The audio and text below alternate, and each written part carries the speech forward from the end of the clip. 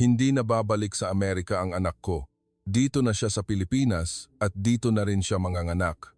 Ang pangungusap na iyon ang nagpatigil sa mundo ko sa isang iglap. Ang dapat sana'y isang tahimik na hapunan ng Sabado ng gabi sa Texas ay naging gabi ng pagguho para sa aming pamilya ng mga sundalong Amerikano. Ang aming kaisa-isang anak na si Cassie, isang opisyal ng militar na ipinagmamalaki ng aming angkan na lumaki sa karangalan, disiplina at sa hinaharap na binalangkas namin para sa kanya, ay nagsasabi sa amin ngayon sa isang kalmadong boses na 5 buwan na siyang buntis at ang ama ng bata ay isang Pilipinong doktor sa Baguio. Ang asawa kong si David, isang retiradong koronel ng Army, ay halos mawalan ng kontrol. Palagi naming tinitingnan ang Pilipinas bilang isang kakaibang destinasyon para sa mga turista, hindi isang lugar para bumuo ng pamilya o magpalaki ng anak. Ngunit ng gabing iyon, nagpasya kaming lumipad agad patungong Pilipinas para iuwi ang aming anak, lingid sa aming kaalaman na ang paglalakbay na ito ay hindi lamang magpapabago sa aming mga isipan, kundi pati na rin sa aming mga puso. Matapos ang tawag ni Cassie, ang buong bahay ay nabalot ng isang di pangkaraniwang katahimikan na para bang ang lahat ay biglang naalis sa kanilang kinalalagyan. Ang ilaw sa ibabaw ng hapagkainan ay nakasindi pa rin. Ang amoy ng barbecue sauce ay nanunuot pa rin sa hangin. Ang ihip ng hangin ng gabi ay dumadampi pa rin sa damuhan sa harap ng bahay, ngunit wala nang anumang bagay ang katulad ng dati. Nanatili akong nakatayo sa tabi ng kitchen counter. Ang mga kamay ko'y may bahid pa ng sarsa, ang puso ko'y kumakabog, nang malakas na halos sumasakit na ang dibdib ko. Si David naman ay nakatayo sa harap ng ihawan. Ang matigas na tingin ng isang dating opisyal ay nanginginig sa galit, pagkabigla, at isang bagay na mas malalim pa roon, isang bagay na hindi aaminin ng isang ama. Takot. Hindi naman siya nagbibiro, di ba? Sa wakas ay sabi niya, ang boses niya ay mababa, mabigat, at halos walang hininga. Hindi nagbibiro ang anak natin, di ba, Evelyn? Hindi ako agad sumagot. Sa loob-loob ko, gusto ko ring lukuhin ang sarili ko na baka isang hindi pagkakaunawaan lang ang lahat. Baka stress lang si Cassie. Baka pagod lang siya sa trabaho. Baka panandalian lang siyang nalilito. Ngunit sa kaibuturan ko, alam kong hindi ang anak namin ang tipo na nagbibiro tungkol sa mga seryosong bagay sa buhay, lalo na kung ganoon kakalma ang kanyang boses. Ang mismong kalmadong iyon ang pinakanakakatakot. Hindi iyon boses ng isang taong humihingi ng tulong, kundi boses ng isang taong nakapagdesisyon na. Itinulak ni David ang isang silya ng malakas at kumaskas ang mga paa nito sa sahig. Nagsimula siyang maglakad-lakad sa kusina tulad ng isang taong kailangang kumilos para hindi sumabog. Ang anak ko, sabi niya ng marahan, nagngingit-ngit ang mga ngipin. Ang anak ko ay isang opisyal ng Estados Unidos. Ang taong ginugol natin ang buong buhay natin para palakihin. Magkakaanak siya sa isang Pilipinong doktor at sinasabing hindi na siya babalik sa Amerika. Humarap siya sa akin. Alam mo ba kung anong ibig sabihin yan? Tiningnan ko siya at mahinang sumagot. Alam ko. Ibig sabihin, pinili niya. Hindi siya pinakalma ng sagot na iyon. Sa halip, parang may tinamaan itong mas malalim sa kanya. Buong buhay ni David, naniwala siya sa kaayusan, sa pagpaplano, sa paniniwalang ang isang magandang kinabukasan ay dapat tukuyin ng rason, hindi ng emosyon. Ngunit ngayong gabi, ang ginawa ng aming anak ay ang pag-alis sa lahat ng landas na aming itinayo para sa kanya patungo sa isang mundong hindi namin maintindihan. Kinuha niya agad ang kanyang telepono, sunod-sunod na naghanap ng impormasyon, pangalan ng lungsod, pangalan ng ospital, mga batas sa pamilya, mga batas sa citizenship, at impormasyon tungkol sa alternatibong medisina sa Pilipinas. Pinanood ko lang siya ng walang imik dahil alam kong ito ang paraan niya. Kapag hindi niya makontrol ang isang bagay, sinusubukan niyang gawing misyon ang kanyang takot. Kapag nagsisimulang mawasak ang kanyang puso, ginagamit niya ang kanyang utak para takpan ito.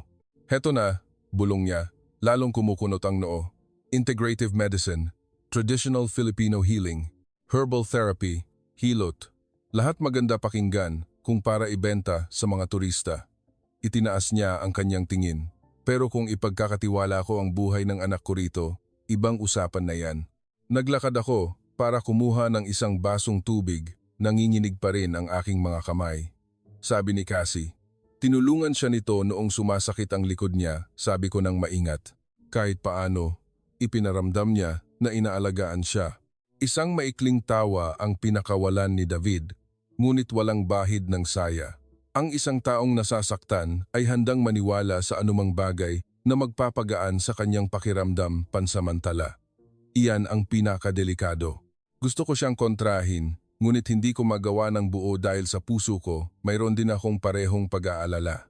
Halos buong buhay ko akong nagtrabaho sa isang ospital. Alam kong ang tiwala sa medikal na larangan ay hindi dapat ibigay basta-basta. Alam kong hindi biro ang pagbubuntis, lalo na kapag malayo sa tahanan, malayo sa wika, malayo sa sistemang kinasanayan mo. Alam ko ang lahat ng iyon. Ngunit may isa pa akong bagay na alam. Hindi si Cassie ang tipo ng bata na basta-basta na lang sumusunod sa iba. Siya ay isang babaeng lumaki sa disiplina, may sariling isip, at habang mas lalo siyang pinipilit, mas lalo siyang nagiging desidido. Nang gabing iyon, halos hindi namin ginalaw ang pagkain. Pumasok si David sa kanyang opisina, tinawagan ang mga dati niyang kakilala sa hukbo, mga taong dating nakadestino sa Asia, mga taong maaaring may alam tungkol sa Baguio. Narinig ko siyang nagsasalita sa isang seryosong tono. Gusto kong malaman kung sino ang doktor na ito. Gusto kong malaman kung ano ang kanyang background. Gusto kong malaman kung anong uri ng kapaligiran ang kinalalagyan ng anak ko.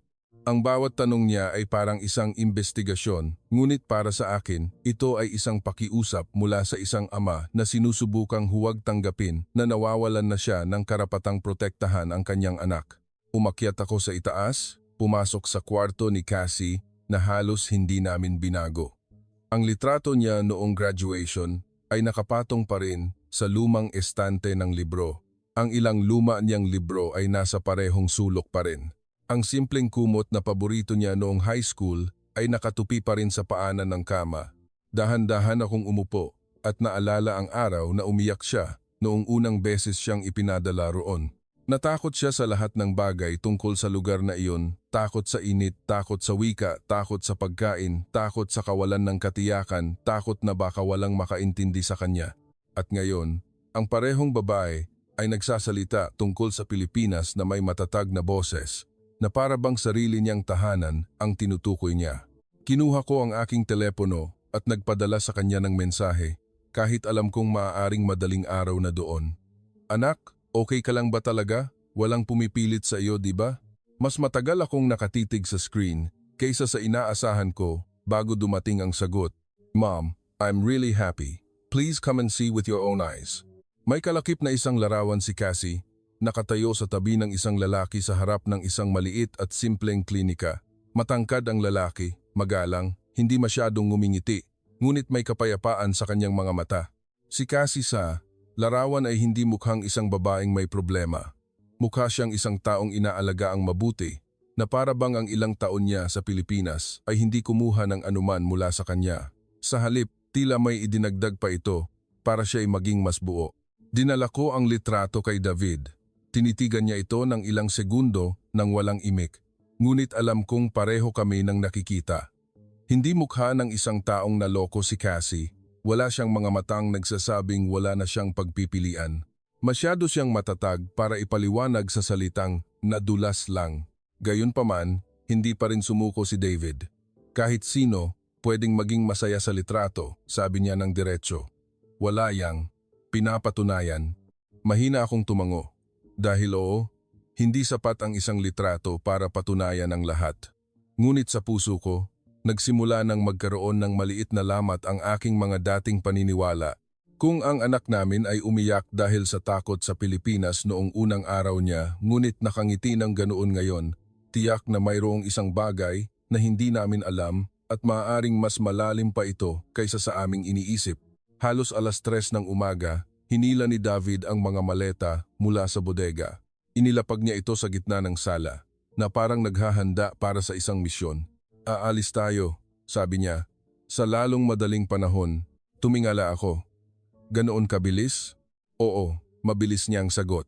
Hindi ako mag-aaksaya ng kahit isang araw pa nang hindi nakikita ng sarili kong mga mata kung paano nabubuhay ang anak natin, kung ano ang kinakain niya, at kung sino talaga ang lalaking yan. Hindi ako tumutol. Dahil sa kaibuturan ko, alam ko ring kailangan kong pumunta. Hindi lang para hilahin si Cassie pauwi, tulad ng unang plano ni David, kundi para hanapin din ang sagot para sa sarili kong puso. Ang anak ko ba ay papunta sa isang malaking pagkakamali o papunta siya sa isang katotohanang hindi namin, bilang mga magulang, kailanman nakita? Kinaumagahan, sinimulan naming ayusin ang lahat ng nagmamadali. Nag-file ako ng leave sa trabaho. Nag-book si David ng mga flight, nakipag-ugnayan sa hotel. Naghanda ng isang buong folder ng mahalagang dokumento. Ginawa niya ang lahat ng may sistema, tulad ng isang military operation. Ngunit habang tinutupi ko ang mga damit sa maleta, lalo namang bumibigat ang aking dibdib. Hindi ko lang naramdaman na pupunta ako para sagipin ang aking anak. Naramdaman ko na haharapin ko ang isang bagay na maaaring magbago sa aming pananaw sa mundo. Bago kami umalis ng bahay, lumingon ako sa hapagkainan kung saan iniwan namin ang lahat kagabi, parang isang larangan ng digmaan matapos ang isang sagupaan. Noon ko lang naunawaan. Hindi lang ito tungkol sa anak na nabuntis bago ikasal, hindi lang ito tungkol sa ayaw niyang pagbalik sa Amerika, at hindi lang ito tungkol sa isang lalaki sa Baguio. Ito ay tungkol sa lahat ng aming mga pinaniniwalaan sa buong buhay namin na hinahamon ngayon ng isang pangungusap mula sa aming anak. At sa loob ng ilang oras, lilipad na kami patungong Pilipinas, isang bansang dati naming tinitingnan ng may pagdududa, hindi pag-unawa at pagkiling, lingid sa aming kaalaman na ang dulo ng paglalakbay na ito ay maaaring hindi ang pag-uwi sa aming anak, kundi ang pagkakataong kami naman ang makahanap ng bagong kahulugan ng salitang tahanan sa unang pagkakataon. Sa loob ng mahigit 10 oras na bayahe, halos hindi natulog si David. Ako naman, patigil-tigil ang tulog, dala ng pagod sa mahabang bayahe at mga kaisipang hindi tumitigil sa aking isipan. Paulit-ulit ang mga imahe sa aking ulo. Si Cassie noong maliit pa siyang batang babae na laging sumusubsob sa aking balikat kapag binabangungot. Ang araw na buong pagmamalaki niyang isinuot ang kanyang uniforme. Ang araw na umiyak siya dahil ayaw niyang madestino sa Asya. At ang pinakabagong larawan kung saan nakatayo siya sa tabi ng Pilipinong iyon na may kalmadong mga mata na hindi ko pa nakita dati. Nang nagsimulang bumaba ang eroplano sa ibabaw ng Maynila para sa aming huling babiyahe patungong Baguio, sumilip ako sa bintana. Nakita ko ang mga ilaw ng syudad na nakalatag sa gitna ng dapit hapon at ang mga linya ng ilaw mula sa mga kalsada na nakaayos ng maayos, hindi magulo o nakakalito. Tulad ng mga imaheng madalas banggitin ni David, mas payapa ito kaysa sa inaasahan ko at ayaw kong aminin sa sarili ko na ang unang impresyon na iyon ay nabuo bago pa man ako maging handa. Mukha naman palang totoong siyudad, bulong ni David habang nakatingin sa labas ng bintana. May bahid pa rin ng pagdududa ang kanyang boses, ngunit hindi na kasing tigas ng dati. Hindi ako sumagot, tahimik kong itinago ang pangungusap na iyon dahil alam kong para kay David, ang pag-amin na may isang bagay na mas maganda kaysa sa inaasahan niya ay isang maliit na lamat na sa pader ng kanyang mga paniniwala. Pagpasok namin sa terminal ng Baguio, ang unang naramdaman ko ay hindi pagiging dayuhan kundi kaayusan. Malinis at maaliwalas ang lahat at may ritmo na mas banayad kaysa sa maraming malalaking paliparan na napuntahan ko na. Ang mga staff ay malinaw mag-Ingles, nakangiti ng hindi pilit. Ang mga tao ay hindi nagmamadali, ngunit hindi rin mabagal. May isang uri ng balanse na hindi ko maipaliwanag na para bang hindi kailangang isigaw ng lungsod na ito na moderno ito dahil matatag na ito sa sarili nitong paraan. Tahimik pa rin si David, hinila niya ang maleta at medyo binilisan ang lakad tulad ng isang taong gustong makarating agad sa destinasyon. Ngunit habang papalabas kami, nakita kong bahagya siyang bumagal ng madaanan namin ang isang maayos na tourist assistance desk na may mga mapa ng lungsod, schedule ng bus at mga staff na magalang na nag-aalok ng tulong. Walang bakas ng kaguluhan, walang sigawang naguunahan sa mga pasahero, walang nakakabak na atmosfera na marahil ay pinaghandaan niyang labanan. Sa labas ng airport, mas malamig ang hangin kaysa sa inaasahan namin. Isang banayad na simoy ang dumampi sa aming mga mukha. May kakaibang amoy ng basang lupa at mga dahon na dala ng hangin. Hindi ito ang malagkit na init na inireklamo ni David bago kami umalis, hindi ang maalinsangang hangin na pareho naming inakala. Sa halip, ang Baguio sa gabi ay payapa, malamig, at may kakaibang alindog na tila nagpapagaan sa pagod ng aming bayahe. Hindi ito tulad ng iniisip ko, mahina kong nasabi. Agad akong nilingon ni David. Huwag kang magpadalos-dalos sa konklusyon dahil lang sa airport at magandang panahon. Wala akong sinasabing konklusyon. Sagot ka. Sinasabi ko lang na hindi ito tulad ng iniisip ko. Hindi na siya sumagot, pero alam kong nanatili ang pangungusap na iyon sa isip niya. At doon ko nakita si Cassie. Nakatayo siya hindi kalayuan sa exit, suot ang isang simpleng bestida na may malambot na kulay at ang buhok niya ay nakatali lang. Mas payapa ang kanyang mukha kaysa noong huli namin siyang nakita sa screen. At ang isang bagay na nagpasikip ng aking dibdib ay ang kanyang tiyan, mas malaki ito kaysa sa pinaghandaan ko. Ang buong katotohanan na pilit kong itinataboy ay biglang bumalik sa harap ko sa isang iglap. Ang anak ko ay magiging isang ina. Mom, mahina niyang tawag, at ngumiti. Ang kanyang mga mata ay puno ng kakaibang init, hindi tingin ng isang taong humihingi ng tulong at hindi rin tingin ng isang taong nagtatago ng kalungkutan. Ito ang tingin ng isang taong nakagawa na ng isang mahalagang desisyon sa buhay at naninindigan dito ng payapa. Nilapitan ko siya at niyakap ng walang imik. Maraming emosyon ang sabay-sabay na dumaloy, ginhawa, sakit, galit sa sarili dahil sa pagiging hindi handa at pagmamahal na halos hindi ako makahinga. Tumayo si David sa tabi namin sandali bago lumapit. Hindi siya nagsabi ng matatamis na salita, ngunit nakita kong bahagyang nanginginig ang kamay niya nang hipuin niya ang balikat ng aming anak. Mukha kang malusog, sa wakas ay sabi niya. Isang bahagyang ngiti ang sumilay sa labi ni Cassie. Okay lang po talaga ako, Dad. Ang sagot na iyon ay simple ngunit napakatatag, na kahit si David ay hindi agad nakahanap ng tanong na maibabato. Sumakay kami sa kotse na minamaneho mismo ni Cassie. Habang papasok kami sa siyudad, tahimik akong nakatingin sa labas ng bintana. Malapad ang kalsada, may mga puno sa gilid, at may mga convenience store, coffee shop, at maliliit na kainan na salit-salit sa mga modernong gusali at mga bahay na may disenyong Espanyol na maayos na inaalagaan.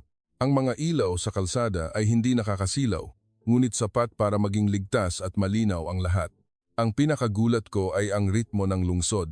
Hindi ito nagmamadali, hindi tensyonado, ngunit hindi rin tumitigil. May mga tao pa ring lumalabas para kumain, maglakad sa night market, bumili ng groceries o umuwi sakay ng motorsiklo.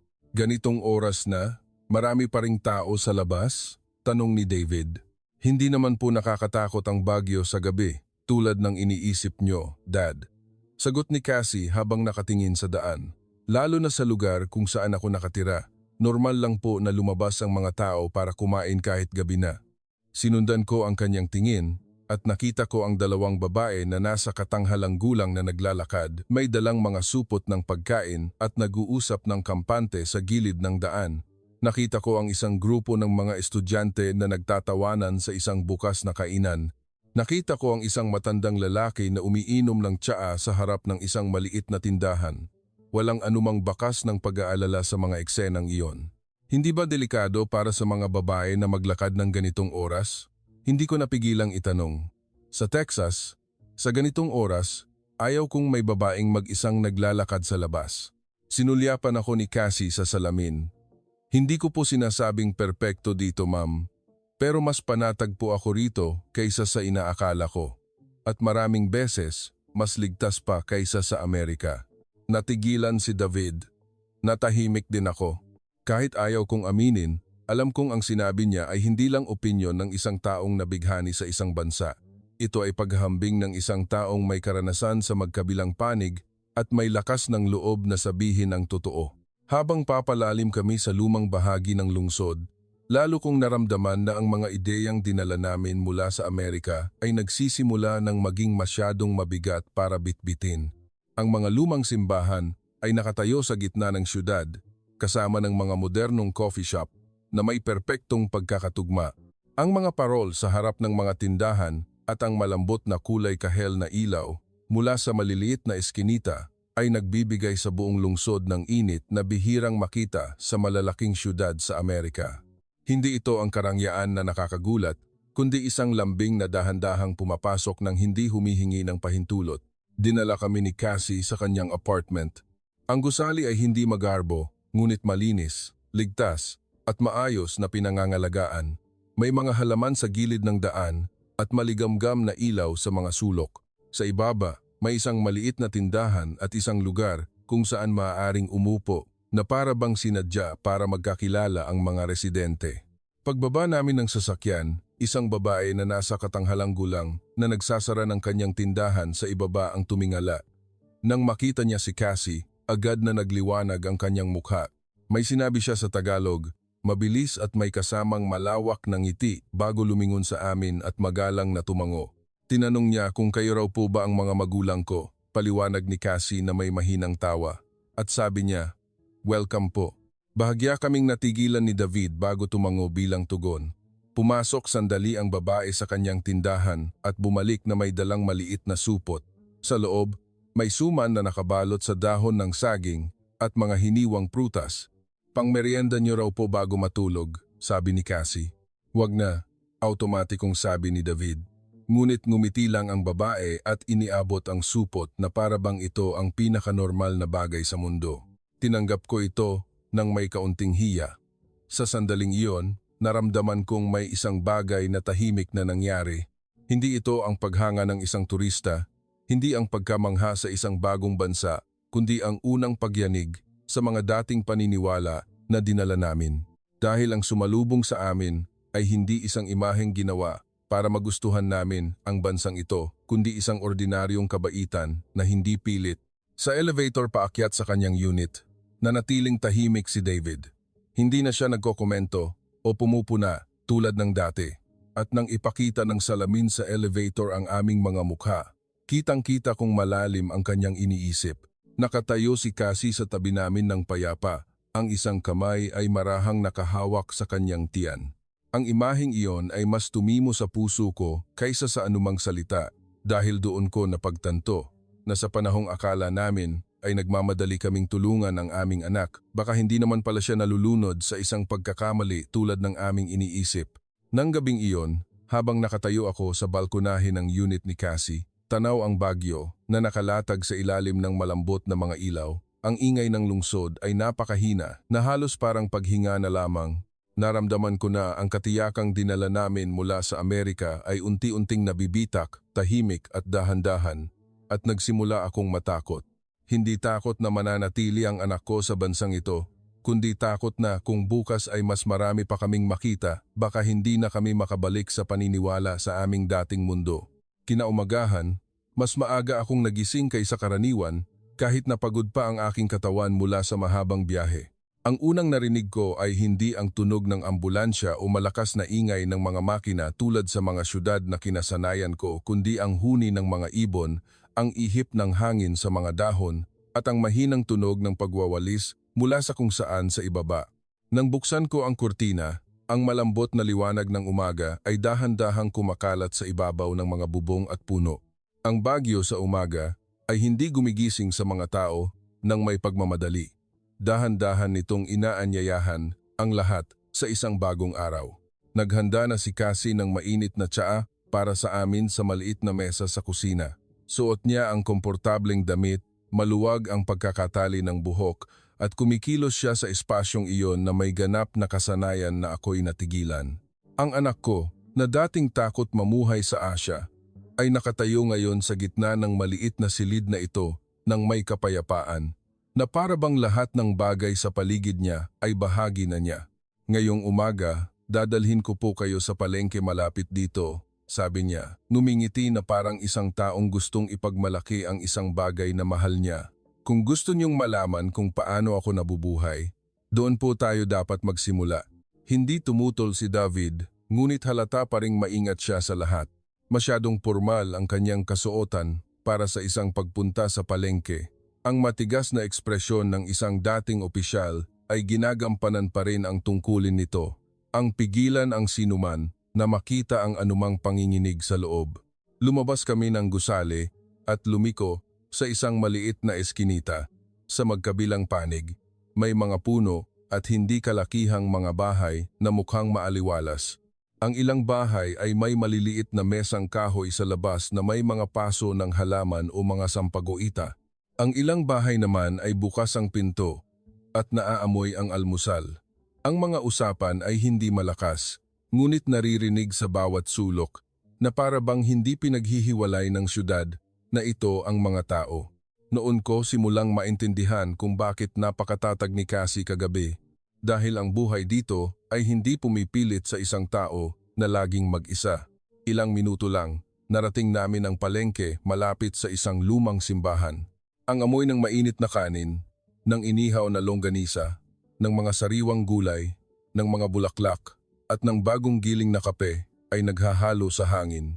Naglalakad ang mga tao. Ang ilan ay may dalang mga bayong, ang ilan ay bumibili ng prutas, ang ilan ay dumadaan muna sa simbahan bago umuwi. Hindi lang ito isang lugar ng bentahan, kundi isang sentro ng pang-araw-araw na buhay. Pagpasok pa lang namin, isang boses ang tumawag mula sa isang pwesto ng prutas. Cassie, sabi ng isang babaeng nasa katanghalang gulang, ang may-ari ng pwesto, na may masayang mukha. Mabilis siyang nagsalita sa Tagalog at tumawa bago tumingin sa amin ng may kabaitan. Isinalin ni Cassie para sa amin. Sabi niya, ilang araw daw po akong hindi nakita, akala niya nahihirapan na ako sa paglilihi. At tinanong niya kung kayo raw po ang parents ko galing Amerika. Ngumiti ako ng medyo nahihiya at bago pa ako makasagot, kumuha na ang may-ari ng 2 hinog na mangga at mga hiniwang bayabas. Isinilid sa supot at iniabot agad kay Cassie. Sinubukan ni Cassie na tumanggi, ngunit mabilis na umiling ang babae, nagsalita ng mas mahaba na may halong seryosong tono at pagmamahal. Sabi niya, kailangan daw kumain ng masustansyang prutas ang buntis at itong mga ito ay para matikman niyo rin daw po, sabi ni Cassie, bahagyang tumatawa. Mabilis kong inilabas ang aking pera. Ngunit iwinasiwas ng babae ang kanyang kamay na para bang nakagawa ako ng isang malaking pagkakamali. Ngumiti siya, bahagyang yumuko, at nagpatuloy sa paglalagay ng yelo sa supot ng prutas, na para bang ang pagbibigay na iyon ay hindi isang espesyal na bagay. Nakatayo si David sa tabi ko, hindi nagsasalita. Kilala ko siya ng sapat para malaman kung kailan siya nalilito. Ang nagpatahimik sa kanya ay hindi inis, kundi ang katotohanang ang mundong nasa harap niya ay hindi sumusunod sa lohikang inihanda niya. Hindi pa kami nakakalampas sa 3 pwesto, may tumawag na naman kay Cassie. Isang matandang lalaki na nagbebenta ng tapsilog. Ngumiti siya ng malapad at nang makita si Cassie, agad siyang kumuha ng isang plastik na upuan para paupuin ito. May sinabi siya ng malakas at malinaw. Natawa si Cassie at muling nagsalin. Sabi ni Lolo, hindi raw po ako dapat maglakad ng matagal, baka mapagod ako. Naalala niya raw na minsan, nahilo ako rito noong nagsisimula pa lang akong maglihi. Siya raw po ang nagbigay sa akin ng juice noon. Napalingon ako sa anak ko, nagulat. Nahilo ka? Noong mga unang linggo po ng paglilihi, Ma'am. Okay na po ako ngayon, maikli niyang sagot. Ngunit ang tumama sa akin ay hindi ang pagkahilo niya noon, kundi ang katotohanang may isang tao sa palengke na nakaalala, na nagmatiyag at tumulong ng hindi hinihiling. Sandali pa lang kaming nakaupo, isang maliit na matandang babae na may dalang mga sampagwita ang lumapit. Tiningnan niya si Cassie nang may labis na kabaitan, isang bagay na bihirang gawin ng isang estranghero. Dahan-dahan siyang nagsalita at iniabot ang isang kwintas ng sampagwita. Tinanggap ito ni Cassie nang may paggalang at nakinig ng mabuti. Itong si Lola po ay nagbebenta ng bulaklak sa harap ng simbahan, paliwanag ni Cassie. Sabi niya, mag-aalay daw siya ng dasal para sa amin ng baby, kaya binigyan niya muna ako nito. Nakinig ako at parang natuyo ang lalamunan ko. Hindi ako sanay sa ganitong uri ng pagmamalasakit na napakadaling ibigay. Sa Amerika, sobrang pinapahalagahan namin ang personal na espasyo, kaya't madalas, ang pag-iisa ay nagiging normal. Ngunit dito, tila naniniwala ang mga tao na ang pag-aalaga sa isa't isa ay isang natural na bahagi ng buhay, hindi paglabag sa hangganan. Habang papalalim kami sa palengke, nagsimula kong makita si Cassie sa isang paraan na hindi ko pa nakita dati. Hindi siya naglalakad na parang isang turistang nag-aalangan. Binabati niya ang mga tao sa Tagalog, tumatawa sa mga simpleng biro ng mga tindera at tumatanggap ng mga regalo ng may pasasalamat ngunit hindi distansya. At higit sa lahat, hindi na siya mukhang isang taong nagsisikap na makibagay, mukha na siyang isang taong talagang kabilang dito. Huminto kami sa isang maliit na lugawan sa isang sulok. Ang may-ari ay isang babaeng nasa mga 50, may banayad na mukha at simpleng pananamit. Nang makita niya si Cassie, bahagya siyang natigilan bago ngumiti ng malapad isang ngiti, hindi para sa customer, kundi para sa isang kapamilyang umuwi. Mabilis siyang lumabas, hinawakan ang kamay ni Cassie at may sinabing mahaba. Pagkatapos, tumingin siya sa amin, yumuko at inanyayahan kaming umupo nang hindi nagtatanong kung ano ang aming o-orderin. Hindi nagtagal, 3 mangkok ng mainit at mabangong lugaw ang inihain kasama ng mainit na salabat at isang platito ng nilagang itlog na balat na. Inilabas ni David ang kanyang wallet, ngunit marahan itong pinigilan ni Cassie. May sinabi ang may-ari sa seryosong tono, bahagyang namumula ang kanyang mga mata. Natahimik si Cassie sandali bago magsalin, mas mahina ang kanyang boses. Sabi niya, noong time daw po na sobrang sama ng pakiramdam ko at wala akong makain, siya raw po ang nagluluto ng lugaw para sa akin araw-araw, halos 1 buwan. Huminto si Cassie sandali. May anak daw po siyang babae na nag-aral sa ibang bansa at namatay habang malayo sa pamilya. Simula raw po noong una niya akong makitang mag-isa, naaalala niya raw po ang anak niya. Naramdaman kong may unti-unting lumambot sa aking dibdib. Ang mga salitang iyon ay hindi enggrande o pilit, ngunit tumagos ng malalim. Dahil sa maikling pangungusap na iyon, nakita ko ang isang relasyon na walang papeles, walang dugo, ngunit mas totoo pa kaysa sa maraming relasyon na tinatawag naming pamilya. Hinawakan ng babae ang aking braso at nagsalita ng ilang salita. Hindi ko naintindihan, ngunit hindi na kailangang isalin.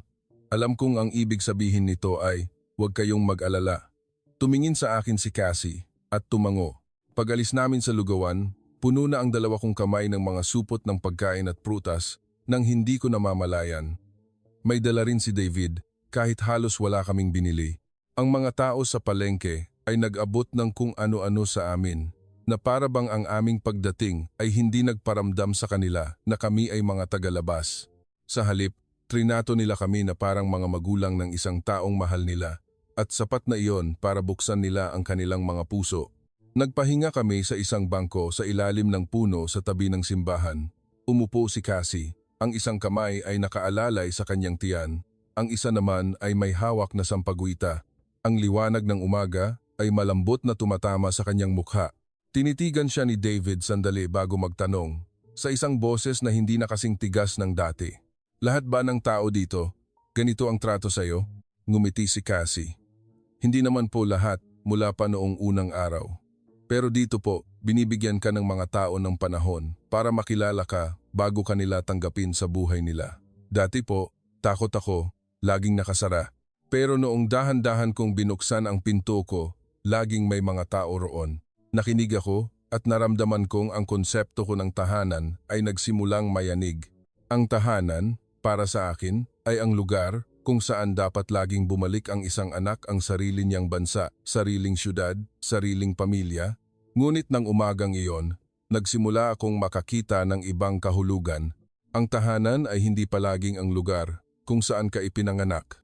Maaring ito ang lugar kung saan may nakaalala kung ano ang kinakain mo at hindi kung saan may nagluluto ng lugaw para sa iyo kapag masama ang pakiramdam mo, kung saan inaabutan ka ng upuan ng isang estranghero bago mo pa masabing napapagod ka.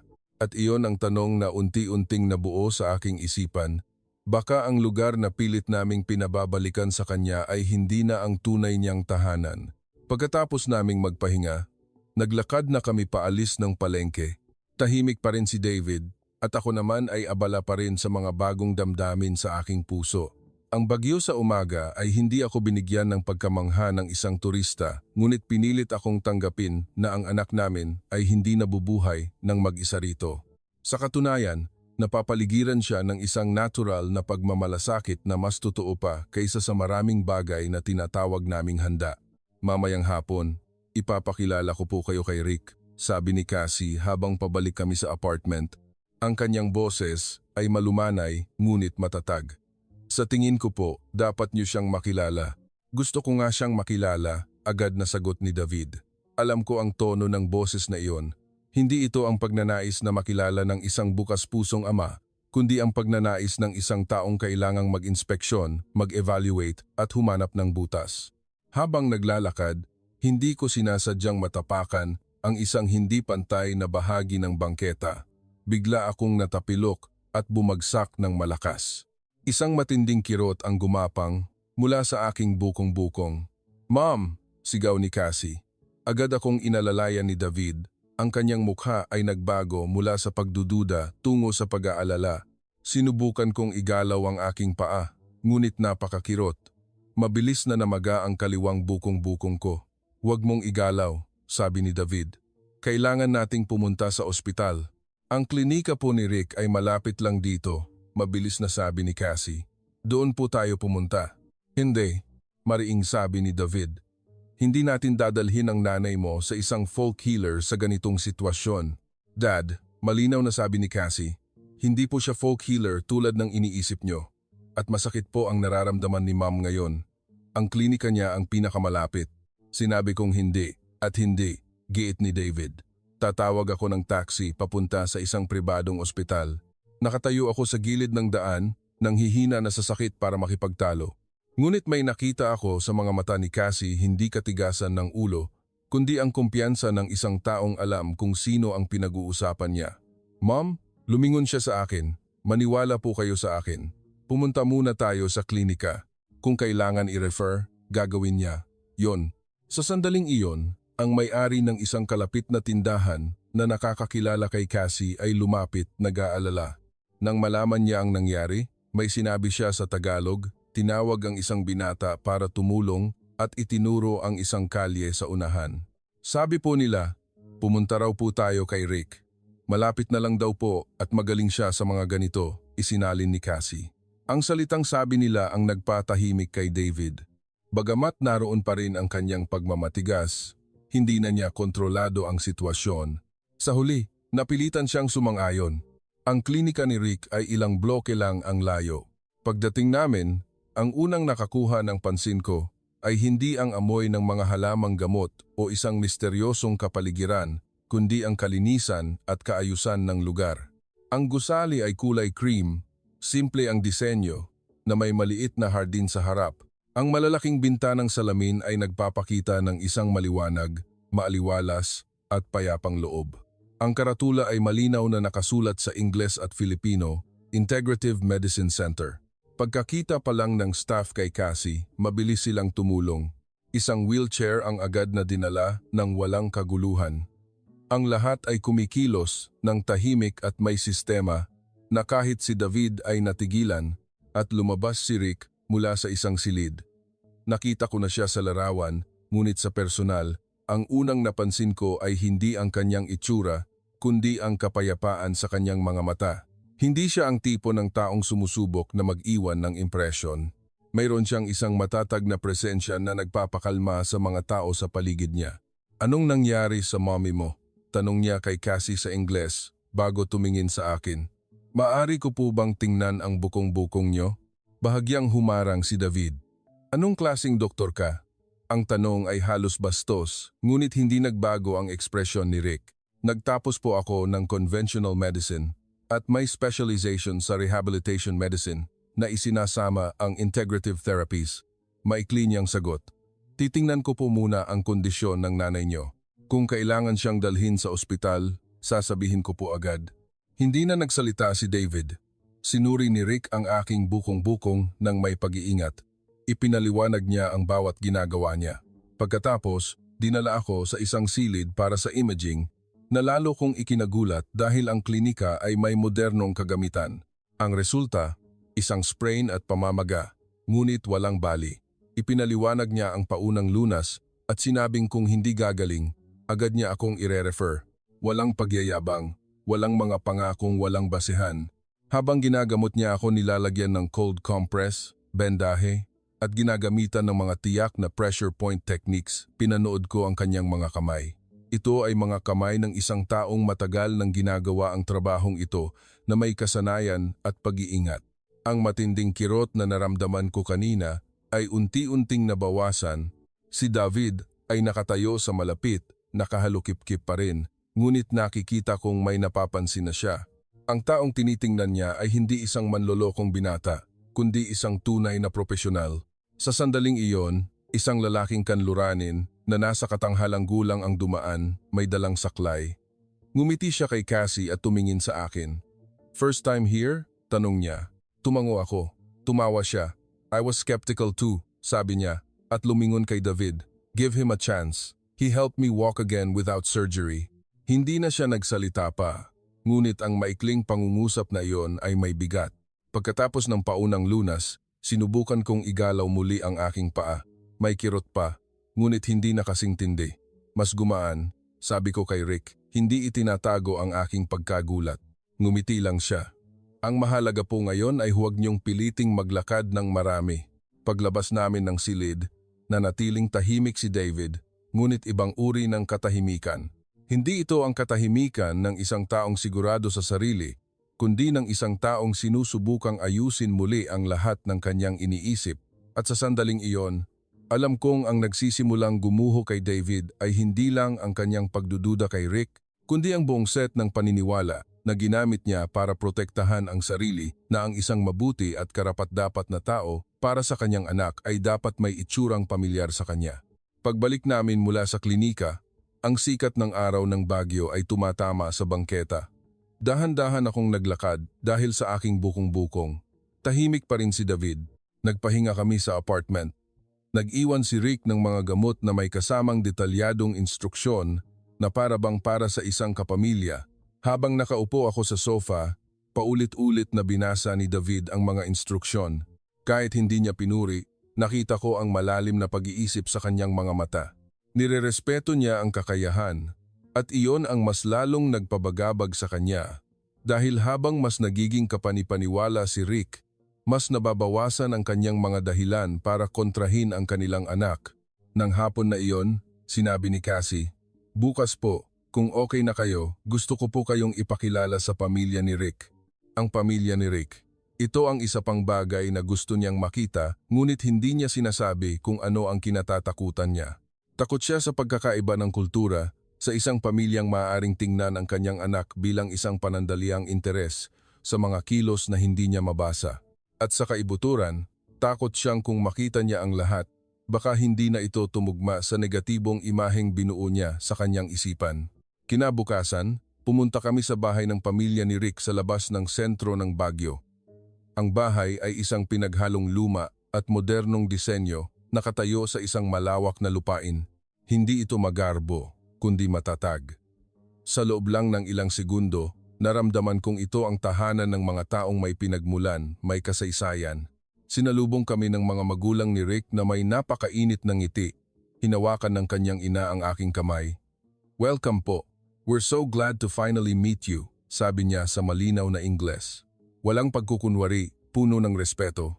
Habang nag-uusap kami, nakita ko ang mga litrato ng pamilya, sa dingding mga ninunong doktor, mga seremonya ng pagtatapos, mga proyektong pantulong sa komunidad.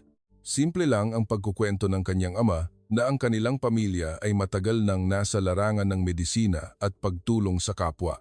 Pagkatapos, may sinabi siyang nagpatahimik kay David. "Naiintindihan ko po na nag-aalala kayo bilang mga magulang, lalo na kung ang inyong anak ay bubuo ng pamilya sa isang lugar na hindi nyo kabisado. Kung ako po ang nasa posisyon nyo, mag-aalala rin po ako." Inilapag niya ang isang folder sa harap ni David.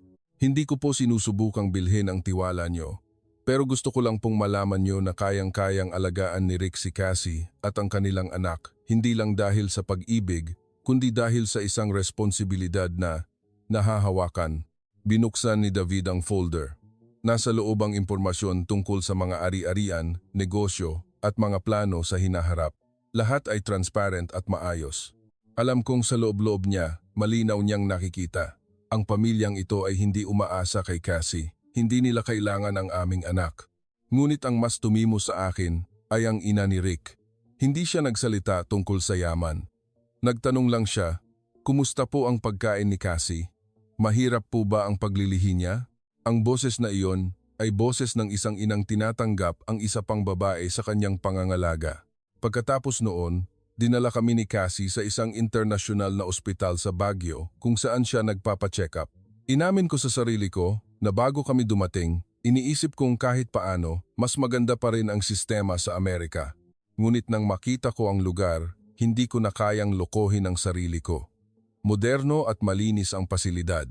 Ang doktor na tumitingin kay Cassie ay ipinaliwanag ang lahat ng detalyado. Ang ultrasound ng sanggol sa screen ay nagpatigil sa aking paghinga. Lumapit si David at ang matigas niyang mukha ay lumambot nang marinig niya ang tibok ng puso ng kanyang apo. Ang mga serbisyong inaalok mula sa prenatal hanggang sa postnatal care ay world class.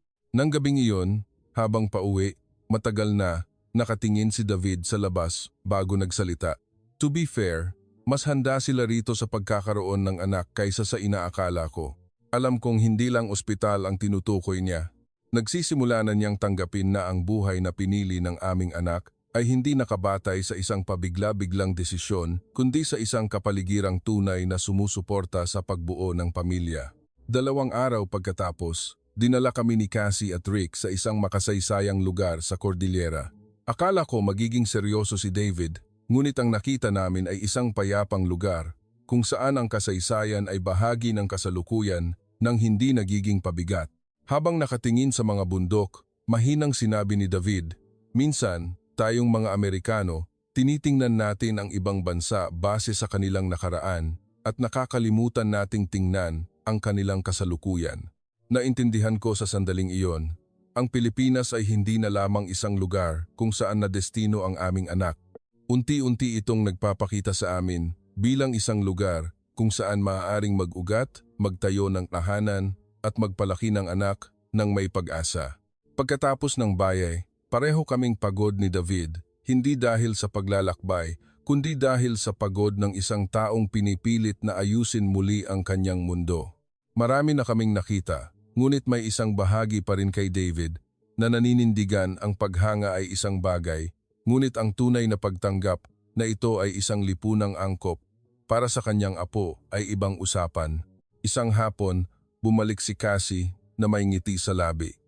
Mamayang gabi po, may pagdiriwang sa kapilya malapit dito, sabi niya. Isang maliit na community event. Gusto po nilang pumunta kayo. Anong event? Tanong ni David. Parang buwan ng pagtitipon po ng komunidad. May pagkain, musika, at mga laro. Nandoon po lahat ng mga kapitbahay, sagot ni Cassie. Ang totoo po, alam na nilang lahat ang tungkol sa baby. Nagulat ako. Alam na nila? Tumawa si Cassie. Mabilis po kumalat ang balita dito, lalo na kung magandang balita. Pagdating ng gabi, naglakad kami papunta sa bakuran ng kapilya. Ang mga ilaw na parol ay nakasabit. At ang amoy ng pagkain, bulaklak at kandila ay nasa hangin. Nagtatakbuhan ang mga bata, nag-uusap ang mga matatanda. Ang lahat ay masigla ngunit payapa. Pagdating namin, maraming bumati kay Cassie na may pamilyar na ngiti. Tinatawag siya sa isang palayaw na hindi ko pa narinig. Kinukumusta ang kanyang paglilihi. Nakatayo ako roon na para bang pinapanood ko ang isa pang buhay ng aking anak, isang buhay na matagal nang umusbong nang wala kami. Isang babae ang lumapit at hinawakan ang aking kamay. Hindi siya gaanong marunong mag-Ingles, ngunit sinubukan niya. Your daughter. Good heart. Very kind. Everyone love her. Simple lang ang pangungusap, ngunit naramdaman ko ang bigat nito. Dahil sa mga nagdaang araw, nakita ko na kung bakit mahal siya ng mga tao rito. Hindi dahil dayuhan siya, kundi dahil namuhay siya kasama nila, tumulong, natuto, at nagbukas ng kanyang puso. Nakatayo si David sa tabi ko, pinapanood ang lahat. Hindi siya sanay sa ganitong klase ng kongkay na pagpapakita ng init. Sa Amerika, tinuruan kaming kontrolin ang aming emosyon at distansya. Ngunit dito, ang pagiging malapit ay hindi nakakaasiwa. Sa halip, tila nagpapagaan ito sa bigat ng buhay ng bawat isa. Isang lalaki mula sa komite ng komunidad ang lumapit kay Cassie. Matapos ang kanilang pag-uusap, lumingon si Cassie sa amin, nag-aalangan. May inihanda po sila, sabi niya. Bago pa ako makaintindi, Nagsimula ng magbago ang ayos sa harap, inilipat ang mga mesa, nilatagan ng puting mantel, at nagsimulang ilapag ang mga pagkain. Isang tao ang kumuha ng mikropono at may sinabi sa Tagalog. Biglang napatingin ang lahat kay Cassie, nakangiti. Sabi niya po, huminto si Cassie, namumula ang mga mata. Gusto raw po nilang bigyan ng blessing ang baby. Napatingin ako kay David. Ngunit bago pa siya makapagsalita, nagsimula ng pumalakpak ang mga tao, inaanyayahan kaming lumapit. Sa mesa, may mga bulaklak, kakanin, prutas at mga gamit pambata. Isang matandang babae ang nagsimula ng isang panalangin. Ang lahat ay tumahimik. Si Cassie ay umupo, kasama si Rick. Pagkatapos ng dasal, isa-isang lumapit ang mga matatanda para magbigay ng kanilang mga munting regalo at pagbati. Ang may-ari ng pwesto ng prutas ay nagdala ng mga prutas para sa buntis. Ang may-ari ng lugawan ay nag-abot ng isang supot ng herbal na sabaw para sa lakas pagkatapos manganak. Ang nagbebenta ng bulaklak ay nagbigay ng essential oil. Ang tindero ng tapsilog ay nag-abot ng isang maliit na sobre na may pera. Isang dalagita na tinuruan ni Cassie ng Ingles ay nagbigay ng isang manikang gawa sa kamay. Unti-unting napuno ang mesa, ngunit ang mas umaapaw ay ang pagmamahal na aming nararamdaman. Nakaupo ako roon, at parang unti-unting lumalambot ang puso ko. Sa bansang pinanggalingan ko, halos imposible ang ganitong pagtitipon ng komunidad para sa isang sanggol na hindi pa isinisilang. Ngunit dito, nangyayari ito sa harap ko. Napaka-natural. Tahimik pa rin si David, ngunit kitang-kita ko siyang nakatitig kay Cassie sa maraming kamay na nag-aalay ng pagbati sa aming anak. Lumaki siya sa isang sistemang naniniwala na ang seguridad ay kita, bahay, kotse at insurance. Ngunit ngayong gabi, isang bagay ang naging malinaw. Ang seguridad ng isang pamilya ay maaari ring magkaroon ng anyo ng isang komunidad na handang sumalo sa isang bata bago pa man ito imulat ang kanyang mga mata.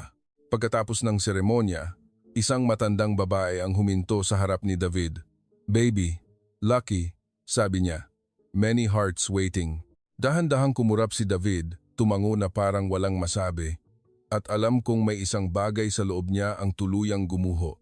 Hindi dahil sa argumento, hindi dahil sa ebidensya, kundi dahil sa isang simpleng imahe. Ang maraming taong walang direktang interes, ngunit handang mahalin ng isang bata dahil lang bahagi ito ng isang babaeng mahal nila. Habang pauwi, halos hindi kami nagsalita. Naunang naglakad sina Cassie at Rick. Naglakad ako sa tabi ni David. Bago siya nagsalita, nang hindi lumilingon sa akin. Akala ko, ang kailangan lang ng isang bata ay mga magulang na handa, sabi niya, dahan-dahan. Pero baka mas marami pa siyang kailangan. Baka kailangan niya ng isang mundong puno ng mga taong handang mahalin siya. Tumingin ako sa kanya, at sa dilim ng kalye ng bagyo, nakita ko ang pagbabago sa mga mata ng lalaking kasama ko sa buhay sa loob ng maraming dekada. Hindi na lang niya sinisimulang intindihin ang kanyang anak. Sinasimulan na niyang tanggapin na mayroong isang bagay na ibinigay ang Pilipinas kay Cassie na maaaring hindi madaling maibigay ng Amerika. At sa sandaling iyon naintindihan ko. Ang kasabihang "it takes a village to raise a child" na dati parang isang magandang parirala lang ay nagiging isang ganap na katotohanan sa harap namin.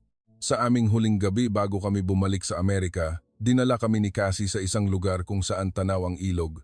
Ang mga ilaw mula sa tulay ay sumasayaw sa ibabaw ng tubig. Ang bagyo ng gabing iyon ay hindi sumusubok na pigilan ang sinuman, ngunit nagbigay ito ng bigat sa aming mga puso. Matagal na nakaupo si David bago lumingon kay Cassie. "Dad is sorry," sabi niya, mababa at nanginginig ang boses. "Akala ko pinoprotektahan kita. Pero ang totoo, nakakulong lang ako sa sarili kong takot." Tiningnan ko ang Pilipinas nang may pagkiling, tiningnan ko si Rick nang may pagdududa, at tiningnan ko ang desisyon mo gamit ang luma kong mundo. Naluha si Cassie. Lumingon si David kay Rick. "Maiiwan ko sa iyo ang anak at apo ko." Yumuko si Rick nang may paggalang at katatagan. "Aalagaan ko po siya ng buong buhay ko." Tiningnan ko silang tatlo at alam kong hindi ito nagtapos sa pagsuko ng mga magulang sa kanilang anak. Nagtapos ito sa aming lahat na sumusuko sa katotohanan. Ang katotohanang ang tahanan ay hindi palaging isang lugar kung saan hinihila mo pabalik ang isang tao. Minsan, ang tahanan ay kung saan nakahanap ang isang tao ng pagmamahal, seguridad, at isang kinabukasang angkop sa kanyang puso. Nang gabing iyon, alam kong ang aming apo ay hindi lalaki sa gitna ng takot, kundi lalaki sa gitna ng pagmamahal mula sa kanyang pamilya at mula sa isang buong komunidad na naghihintay na sa kanya.